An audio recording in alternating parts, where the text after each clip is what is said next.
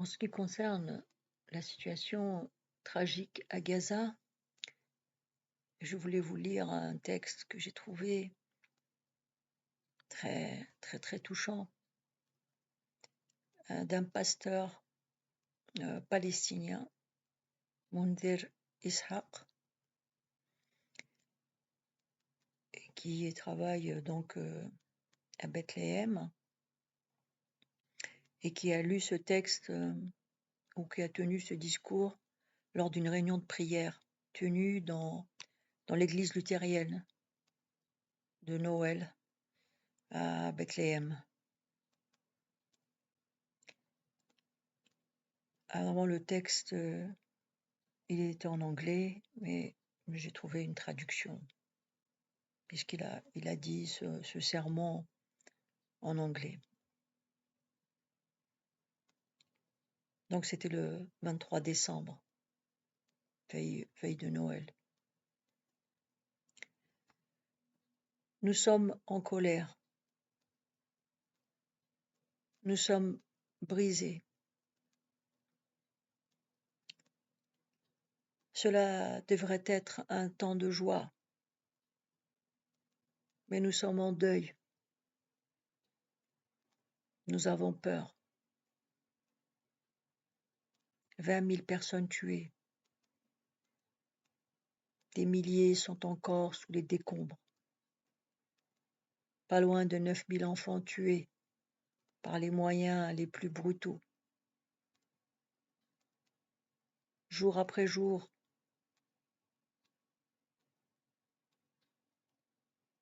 1,9 million personnes de déplacées. Des centaines de milliers d'habitations ont été détruites. Gaza, telle que nous la connaissons, n'existe plus. C'est un anéantissement, un génocide. Le monde regarde. Les églises regardent. Les Gazaouis envoient en direct des images de leur propre exécution. Peut-être que le monde y est sensible, mais cela continue. Nous posons la question. Cela pourrait-il être notre sort à Bethléem, à Ramallah, à Jénine? Cela est-il aussi notre destin? Nous sommes tourmentés par le silence du monde. Les dirigeants du soi-disant monde libre sont venus tour à tour donner le feu vert à ce génocide contre une population captive. Ils ont fourni une couverture. Non seulement ils ont fait en sorte de régler d'avance la facture, mais ils ont masqué la vérité et le contexte, assurant une couverture politique. En plus, une autre épaisseur a été ajoutée, la couverture théologique. L'Église occidentale se plaçant sous les projecteurs. L'Église sud-africaine nous a enseigné le concept de théologie d'État, défini comme la justification théologique du statu quo, avec son racisme, son capitalisme et son totalitarisme. Des concepts théologiques et des textes bibliques sont alors dévoyés en vue d'objectifs politiques. Ici en Palestine, la Bible est transformée en arme hostile. Notre texte sacré à nous. Dans notre terminologie en Palestine, nous parlons de l'Empire. Ici, nous affrontons la théologie de l'Empire. Un déguisement proclamant la supériorité, la suprématie, l'élection et la jouissance des droits. Parfois, on utilise une jolie couverture, faite de mots comme mission, évangélisme, réalisation d'une prophétie, propagation de la liberté. La théologie de l'Empire devient un outil puissant pour masquer l'oppression sous le manteau de la sanction divine. Il divise ainsi les gens entre nous et eux. Il s'agit de déshumaniser et de diaboliser. Ils parlent d'une terre sans peuple, alors qu'ils savent que la terre a un peuple. Et ce n'est pas n'importe quel peuple. Ils parlent de vider Gaza, à l'instar de leur déclaration sur les nettoyages ethniques de 1948, appelée un miracle divin. Ils demandent que nous, les Palestiniens, nous allions en Égypte, ou peut-être en Jordanie, ou pourquoi pas dans la mer.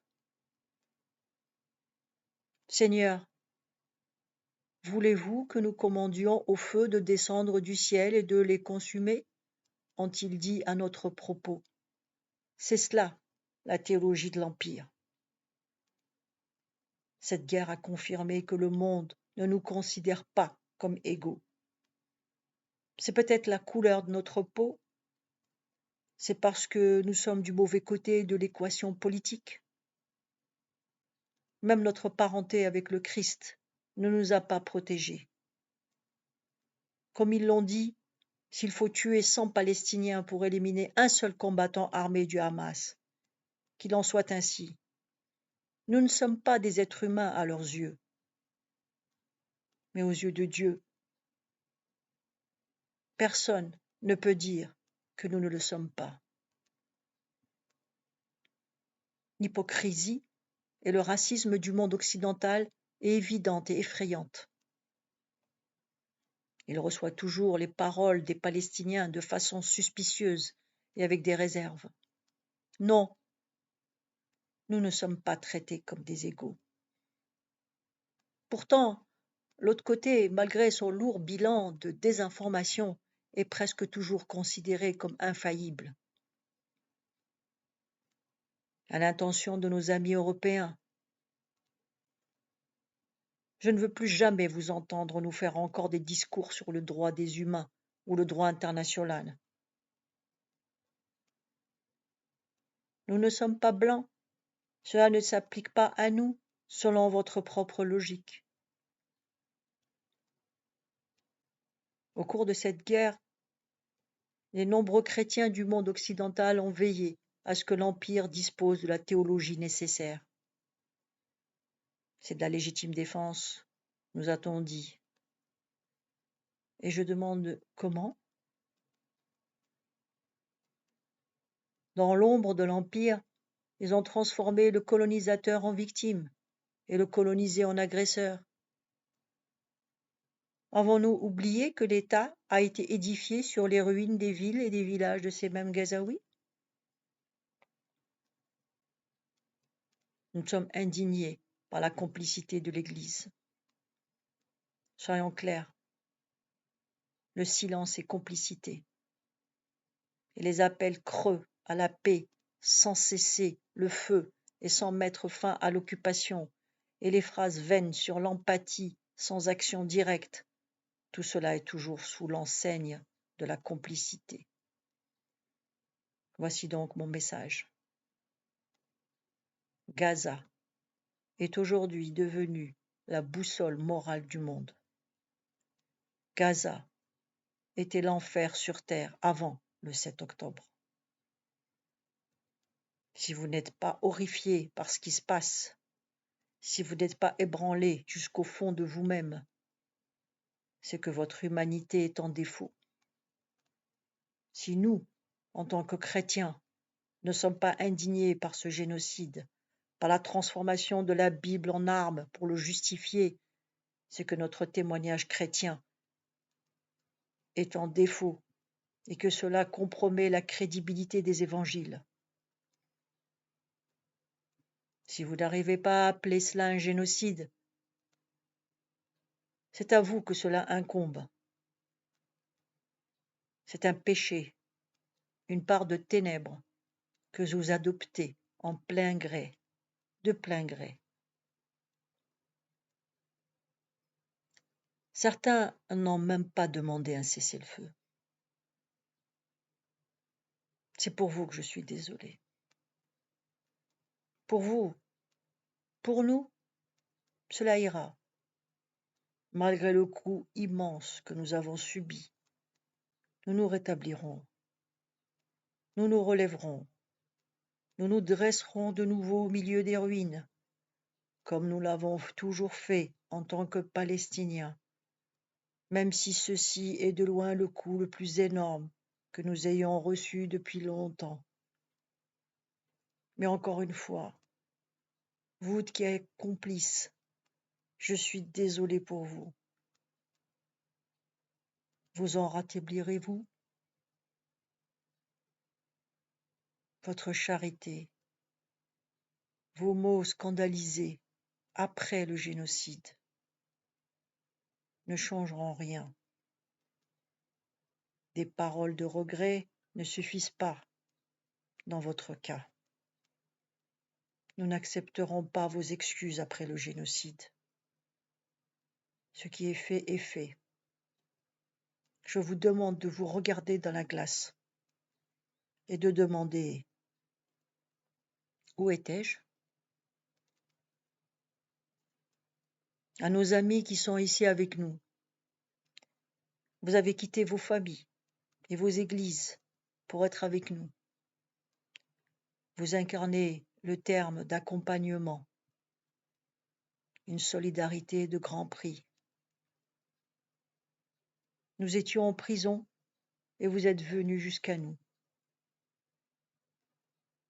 Quelle différence saisissante avec le silence et la complicité d'autres personnes.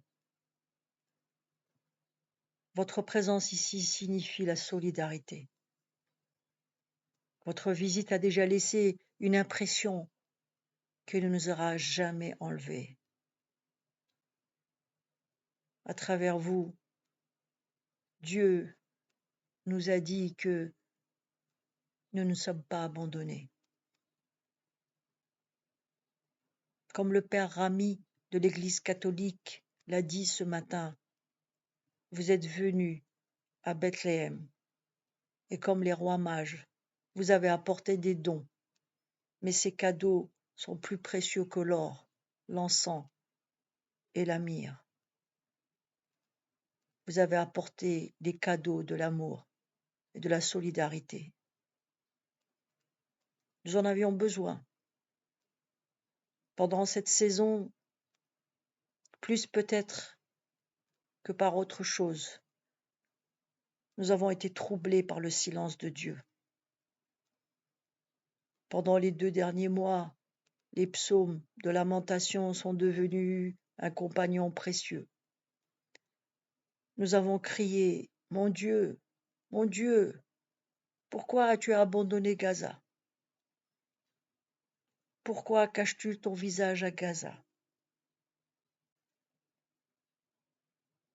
Dans notre souffrance, notre angoisse, notre lamentation, nous avons cherché Dieu et nous l'avons trouvé sous les décombres de Gaza. Jésus a été la victime d'une violence identique, celle de l'Empire. Il a été torturé, crucifié. Il a saigné tandis que d'autres regardaient. Il a été tué et il a crié dans sa souffrance: mon Dieu, où es-tu? À Gaza aujourd'hui, Dieu est sous les décombres. Et en cette saison de Noël, tandis que nous cherchons Jésus, nous ne le trouverons pas du côté de Rome, mais de notre côté, du mur, dans une grotte, avec une famille de gens simples, vulnérables, de justesse, et miraculeusement ayant survécu à un massacre, dans une famille de réfugiés. Voilà où l'on trouve Jésus. Si Jésus devait naître aujourd'hui, il naîtrait sous les décombres de Gaza. Quand nous glorifions l'orgueil et la richesse, Jésus est sous les décombres. Quand nous comptons sur la puissance, la force et les armes, Jésus est sous les décombres. Quand nous justifions, rationalisons et théologisons le bombardement des enfants, Jésus est sous les décombres. Jésus est sous les décombres. Voilà sa crèche. Il est chez lui, aux côtés des marginalisés, des souffrants, des opprimés et des déplacés. Voilà sa crèche. J'ai regardé longuement. J'ai contemplé cette image iconique. Dieu avec nous, précisément de cette façon. Ceci est l'incarnation. Souillé, ensanglanté, pauvre.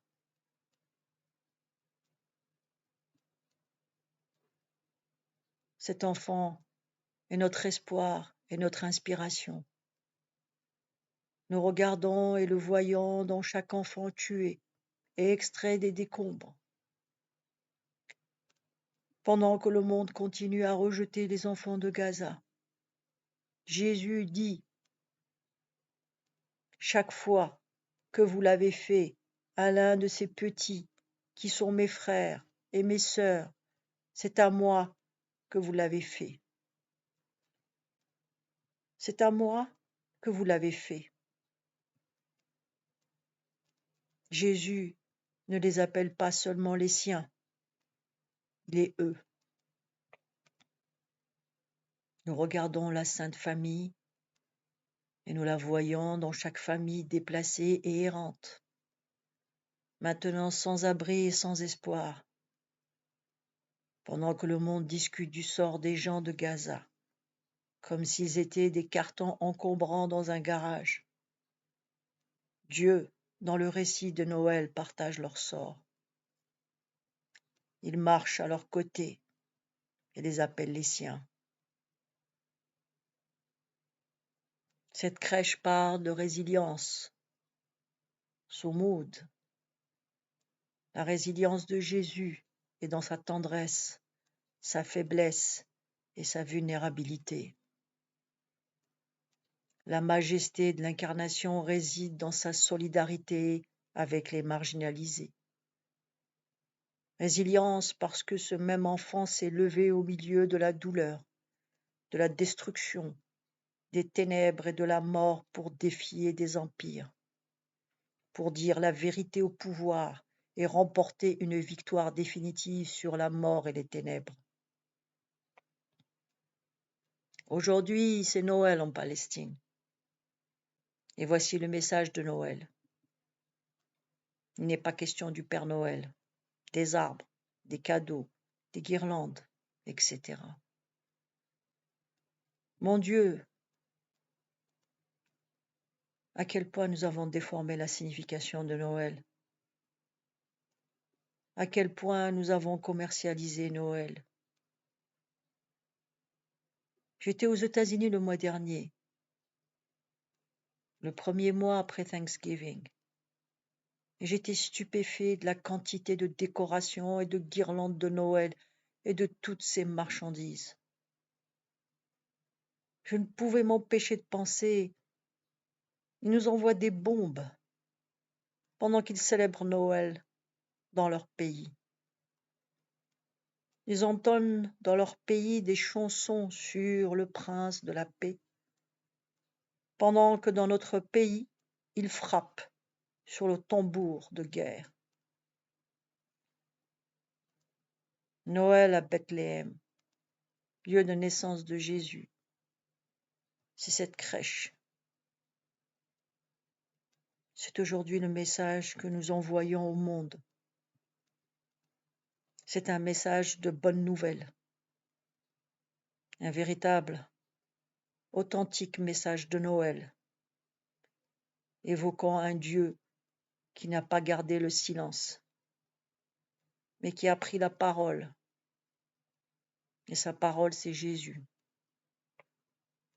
né parmi les occupés et les marginalisés. Il est solidaire avec nous dans notre douleur, nous qui sommes brisés. Cette crèche est notre message d'aujourd'hui au monde, et il est simple. Ce génocide doit cesser maintenant. Répétons-le au monde. Stop au génocide maintenant. C'est notre appel. C'est notre demande. C'est notre prière. Entends-nous, ô Dieu. Amen. Révérend Munder Isaac, Église luthérienne évangélique de Noël à Bethléem.